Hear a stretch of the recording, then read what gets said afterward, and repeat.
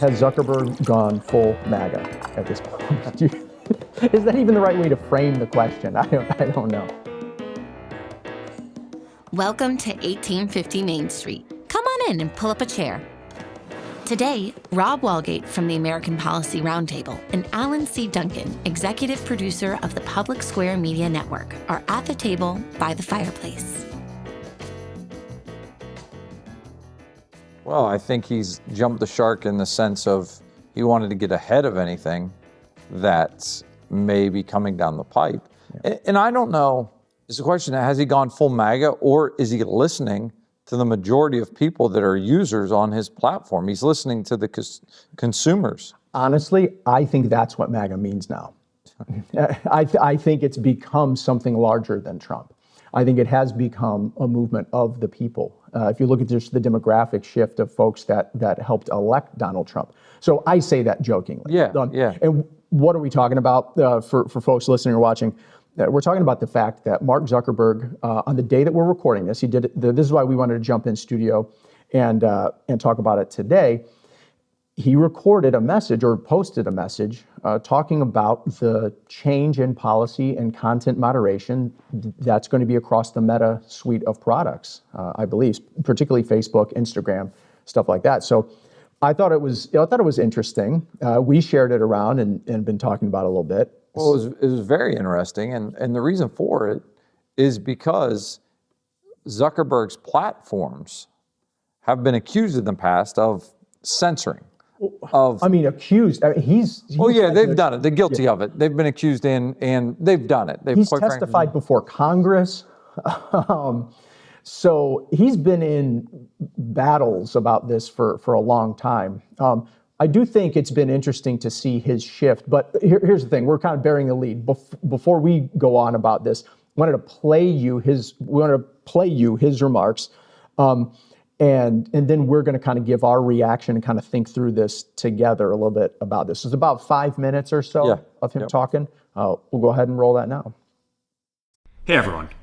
I want to talk about something important today because it's time to get back to our roots around free expression on Facebook and Instagram. I started building social media to give people a voice. I gave a speech at Georgetown 5 years ago about the importance of protecting free expression, and I still believe this today. But a lot has happened over the last several years. There's been widespread debate about potential harms from online content. Governments and legacy media have pushed to censor more and more. A lot of this is clearly political, but there's also a lot of legitimately bad stuff out there. Drugs, terrorism, child exploitation. These are things that we take very seriously, and I want to make sure that we handle responsibly. So we built a lot of complex systems to moderate content. But the problem with complex systems is they make mistakes. Even if they accidentally censor just 1% of posts, that's millions of people. And we've reached a point where it's just too many mistakes and too much censorship. The recent elections also feel like a cultural tipping point towards once again prioritizing speech. So we're going to get back to our roots and focus on reducing mistakes, simplifying our policies, and restoring free expression on our platforms. More specifically, here's what we're going to do. First, we're going to get rid of fact checkers and replace them with community notes, similar to X, starting in the US. After Trump first got elected in 2016, the legacy media wrote nonstop about how misinformation was a threat to democracy.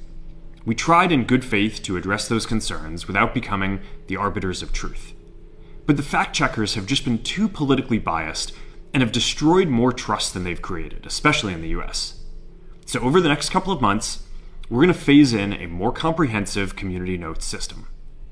Second, we're going to simplify our content policies and get rid of a bunch of restrictions on topics like immigration and gender that are just out of touch with mainstream discourse. What started as a movement to be more inclusive has increasingly been used to shut down opinions and shut out people with different ideas, and it's gone too far. So I want to make sure that people can share their beliefs and experiences on our platforms. Third, we're changing how we enforce our policies to reduce the mistakes that account for the vast majority of censorship on our platforms. We used to have filters that scanned for any policy violation. Now, we're going to focus those filters on tackling illegal and high-severity violations. And for lower-severity violations, we're going to rely on someone reporting an issue before we take action. The problem is that the filters make mistakes, and they take down a lot of content that they shouldn't. So by dialing them back, we're going to dramatically reduce the amount of censorship on our platforms. We're also going to tune our content filters to require much higher confidence before taking down content. The reality is that this is a trade-off. It means we're going to catch less bad stuff, but we'll also reduce the number of innocent people's posts and accounts that we accidentally take down. Fourth, we're bringing back civic content. For a while, the community asked to see less politics because it was making people stressed, so we stopped recommending these posts. But it feels like we're in a new era now, and we're starting to get feedback that people want to see this content again. So we're going to start phasing this back into Facebook, Instagram, and Threads while working to keep the communities friendly and positive. Fifth, we're going to move our trust and safety and content moderation teams out of California, and our US-based content review is going to be based in Texas. As we work to promote free expression, I think that it will help us build trust to do this work in places where there is less concern about the bias of our teams. Finally, we're going to work with President Trump to push back on governments around the world that are going after American companies and pushing to censor more. The US has the strongest constitutional protections for free expression in the world. Europe has an ever-increasing number of laws institutionalizing censorship and making it difficult to build anything innovative there. Latin American countries have secret courts that can order companies to quietly take things down. China has censored our apps from even working in the country. The only way that we can push back on this global trend is with the support of the US government. And that's why it's been so difficult over the past 4 years when even the US government has pushed for censorship. By going after us and other American companies, it has emboldened other governments to go even further. But now we have the opportunity to restore free expression, and I am excited to take it. It'll take time to get this right, and these are complex systems. They're never going to be perfect. There's also a lot of illegal stuff that we still need to work very hard to remove. But the bottom line is that after years of having our content moderation work focus primarily on removing content, it is time to focus on reducing mistakes, simplifying our systems, and getting back to our roots about giving people voice. I'm looking forward to this next chapter. Stay good out there, and more to come soon. Okay, so at the very least, that's fascinating. It's exploding. It's funny. It's funny. I saw it on X. You know, like I just think that that's kind of funny. Well, X has become the model for not having censorship. Yeah. And so that's kind of what he said. He said we're going to, one of the things, so we've got the transcript pulled up here. We're going to kind of go through some of what we thought were the high points of what he had to say here. The one thing that jumped out to me, to your point about X, he says, we are going to get rid of fact checkers, the vaunted Facebook fact checkers, and we're going to replace them with community notes, similar to X. That's what he said. Yeah, and on X, the way it works is people will post something, and then the community notes, people have a chance to weigh in or put facts underneath of it. Clarifying things. Yes. Hey, this is wrong. Yes, and it can be a number of people. It's not going to be paid X employees providing the community notes in that instance, just like this time, it won't always be the paid Meta employees providing the fact checking. Because, I mean, I always laugh when you see, well, there's a number of companies that'll put things out there and say, well, we fact checked this. And I'm like, you fact check that? It's not even close to being accurate. Right. Well, and they did it during presidential debates, the fact checking, particularly of Donald Trump. Yeah. Fact check him. So I think that's a good development. I think that's looking at something that's working with a platform like X and saying, hey, why don't we just do the same thing? Well, and again, it's Zuckerberg listening to the consumers saying, well, we like this because of the fact of, let's face it, this all kind of hit the fan in twofold. One, obviously in COVID, with everything that happened in COVID, people wanting to get information out there, and the White House and the administrative state kind of tried to shut them down and say, hey, you need to censor this stuff. You can't have them talking about this stuff. And also with the Hunter Biden laptop story, which would have been one of the biggest stories. It was one of the biggest stories, but it was a way to where it was censored and pulled down, and they were limiting it because Facebook or Meta felt like it wasn't true or accurate. Well, it was, if correct me if I'm wrong, but a lot of times, I don't know if it was just exclusively to them, but I think with X as well, it was members of the government that were coming in, had kind of a backdoor access, yes. And they were saying, hey, like it was the FBI, right? That was saying that said, hey, we have credible resources that there are sources that say that this is not this is disinformation. Obviously turns out to be, it was real. But that was our own government, right. Governmental agencies doing this. So I just find it very interesting that they're saying that. So, well, he references governmental agencies in his speech. Later on, he talks about how in China, sometimes the app won't work. They won't even allow the app to work. He talks about in Latin America, I believe, the secret courts that they have where things take place. So he refers that. And I'm like, well, just let's look in the mirror. I mean, that should cause us concern that our government was doing those same things for political purposes, not to be the arbiters of truth, but for political purposes. Right. Well, that's why it's interesting that he says here, finally, we're going to work with President Trump to push back on governments around the world. They're doing this kind of thing. And so on one hand, I appreciate that. But on the other hand, you're still kind of getting in bed with the government. Well, and is it our responsibility as the United States of America to push back on those governments? We can allow people to see the truth, but it's gonna, where's that line of, are we mingling and telling them, listen, I don't want any other governments coming in and telling us what is truth, what isn't truth, and how to do it the best here. Zuckerberg references the freedom of speech and the constitutional protections that we have in the United States are better. I mean, what other country in the world has there been an open door policy for people to come through during this last Biden administration, all the while still trashing the place that they're coming? Yeah, some, not all, but some. But that is interesting that you note that he talks about that. That's a very patriotic thing for him to say. So it does seem like there's something happening within Mark Zuckerberg on a personal level. He had that one surfing video where he had the American flag. He was surfing on some special kind of device. That was a very cool video. Then he came out after Trump, the assassination attempt on Trump, and he spoke about the fact that was an inspiring image, Trump standing up with his fist raised. And then he's also been taking jujitsu and moving up the ranks in that. So he's even just the look of Mark Zuckerberg has changed over the years. So you can kind of begin to see, hopefully, some real growth and development in him as a human being as well. That'd be the best case scenario. It would be. And he references his Georgetown speech as well that he gave roughly 5 years ago. I believe it was in October of 2019 that he gave that speech. And the interesting thing for me is he gave the speech on free expression, but then 5 months later, we rolled right into COVID. And then free expression wasn't permitted on his platform. So I also think, listen, Zuckerberg he's not the oldest guy in the room. There's many rooms he's the smartest guy in the room, but he's not the oldest guy in the room. But I'd like to think he's learning from that experience and say, wait a minute, October of 2019, I spoke about 2019 free expression. Then 5 months later, COVID happens. Well, that's a good point, because I'm glad he's saying this on one hand.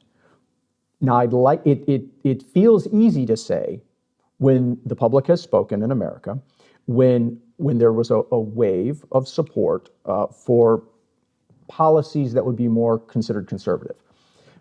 Well, what's going to happen in 4 years? Like, are you still going to keep the same energy in 4 years? Are we simply moving with the times, or is there a grounding of actual truth here? I think that would be the concern. In something like another pandemic, what are you going to do if God forbid something like that happens again? What are you going to do if there appears to be another leftward swing in the country? Are you going to follow that wind? So I appreciate the fact that he's listening to consumers, but I also want to know, is this something that you actually think, or are you just moving with the time? So I don't know. Well, I think they've been caught, and I think that's part of the issue. I mean, most Americans all have these devices right here at their disposal to record, to communicate. It's amazing what the individual can do with those devices and the amount of people that they can reach. I think by people being able to record and then communicate with others, they can show what is being censored, what is being taken down. I'll give an example. Just last week, the Sugar Bowl, it was postponed in New Orleans because of the terrorist attack.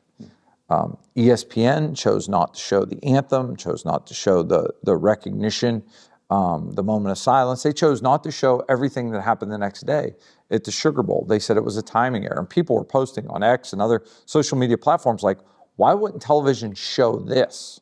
So there they were exposed of their censorship, what they were willingly doing. ESPN, Disney, far left organization. They didn't want to show anything patriotic. That's my take on it. There was USA chants going on. You're able to see that from people that were there. But what was interesting is that game took place on January 2nd because they delayed it a day. So that was a Thursday.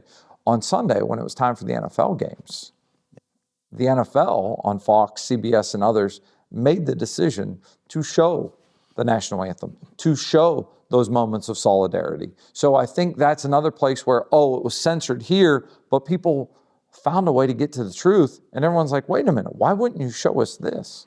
Yeah, so you think it was a direct result of those stations saw the backlash and said, okay, they took the pulse of the people. Well, I think we've made the mistake in this country of associating patriotism or the American flag with one political party or another. That's disheartening. Yeah. We all should be celebrating the flag and what it stands for. And unfortunately, for some people, that means that they believe it stands for the right, and they do have that right to burn it. They have that right to mistreat it. That's the beauty of the United States of America. You don't agree with it, at least I hope many don't agree with it, but that's what it stands for. Thanks for stopping by at 1850 Main Street. We're glad you're here. Do you want to learn more about what's really going on behind the scenes in public policy? Tune in to the Public Square on over 200 radio stations coast to coast, or download the free Public Square mobile app from your app store. Just look for The Lamppost. Find out what America's talking about at thepublicsquare.com.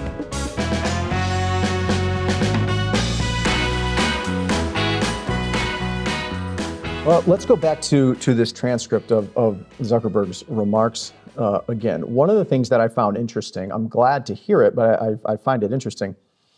He said, we're changing how we enforce our policies to reduce the mistakes that account for the vast majority of censorship. Okay. He goes on to say, now we're going to focus those filters, because they put these filter it out. We're going to focus those filters on tracking illegal and high severity violations. And so I'm thinking good, but I'm thinking you could have been doing that all along? It was disproportional, the number of conservatives that were targeted in the censorship compared to the liberals that were targeted in the censorship. Well, and I'm not even talking about that aspect of it. I'm saying you can just point those trackers to focus more on high severity violations. Like, let's definitely just do that. Yeah. Because there was an article that came out, and I cannot remember. Maybe somebody please in the comments help us out on this. I can't remember who posted. I thought it was maybe the Washington Post talked about Instagram, which is a meta company, being a, I've got to think of how to say this to not get this flagged because it's very bad. Let's just say people who are looking for child content online, very heinous, evil stuff. People are using Instagram in really secretive ways to do that. And one of the things was, can Meta crack down on this and find these people, arrest, get their names to law enforcement or whatever?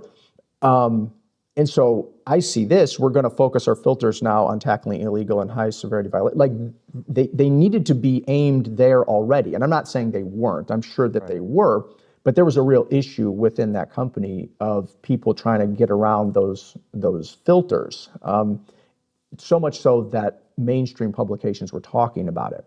So I'm hoping that this is going to stop some of that kind of nefarious activity. Yeah, no one wants to see that take place, especially here in the United States where it is against the law. And if people are doing illegal things and they're selling drugs, all that, take care of the illegal activity. But if someone is frustrated with their local school board because of a book that's on the shelf, well, don't censor that person from talking about the book. Right. It kind of reminds me of some of those things, like when it comes to the books, it's always, I always shake my head. I think of those school boards and what they allow to be read. But then when a parent reads from that book at the podium during the school board, like, you can't say that.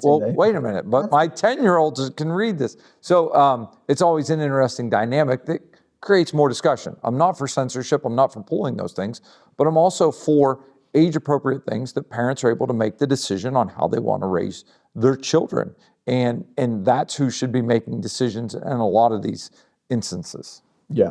What do you make of him saying that they're moving their content moderation teams out of California and into Texas? Well, I'm sure they'll be in Austin, in the most liberal city in Texas, but being in Texas is much different than being in California. And let's face it, the people in Texas bring home more money in their paychecks because of the tax structure. So the employees are going to make more money by going to Texas. We are seeing that. There's a reason that you can, in California, everyone's taking U-Hauls and leaving. They have been since COVID. Obviously, who's the one that talks about most about leaving Texas or talks about leaving California to go to Austin, Texas? Yeah. Joe Rogan. And I know Elon Musk and others have done the same. It's because of the regulations. It's because of the rules. It's because of the tax code. So many things in California just aren't signs for being prosperous. And the sad part is, it is so beautiful in California. I mean, such a beautiful place. Well, maybe they'll come to the end of their rope on some things and realize that they need to turn things around as a California government. But I guess we can start wrapping things up here. We just want to do a quick conversation about this. Want to do a quick plug for the next program. Our next program is, I'm very excited about this, biblical scholar and apologist Wes Huff just went on Joe Rogan. It dropped today. It's pulled up on my phone right now. And again, I'm not doing blanket endorsements for everything that Joe Rogan talks about. There will be language advisories. But this is huge. And we haven't listened to it yet. We have not listened to it. Yes, that's true.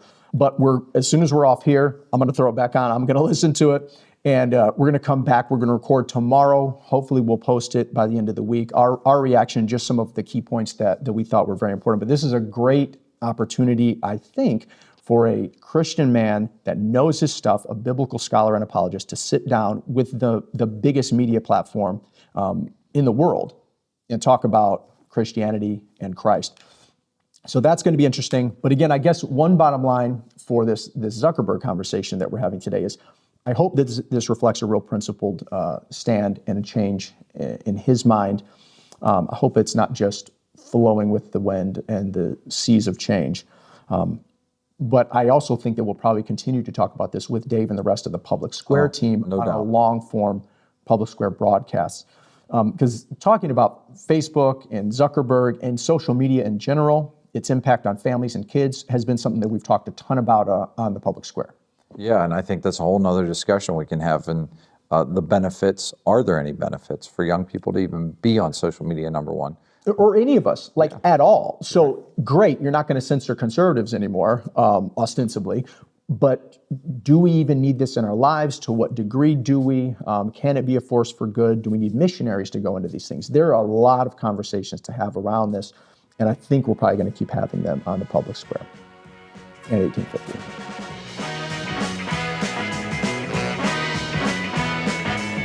The conversations are just getting started. To get connected, check out 1850mainstreet.com. We don't data mine anyone or sell your information. Subscribe today so you don't miss a single conversation. We'll see you next time here at 1850 Main Street.